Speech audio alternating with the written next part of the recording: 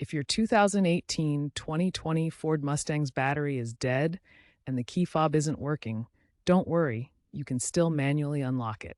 Locate the physical key hidden inside your key fob. There's usually a button or slot to release it. Insert the physical key into the driver's side door lock cylinder and turn to unlock the door. This is a failsafe built into the car, independent of the battery.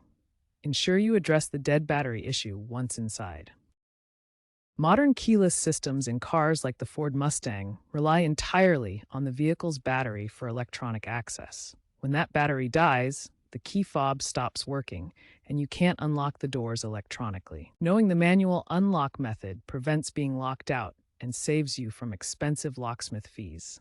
Many Mustang owners are simply unaware that this simple mechanical solution exists. To avoid future issues, keep spare key fob batteries handy as a quick fix.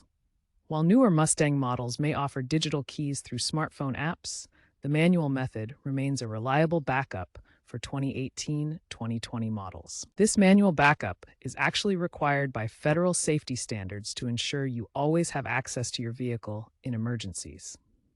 According to AAA statistics, vehicle lockouts are increasing nationwide, making knowledge of this method crucial for Mustang owners.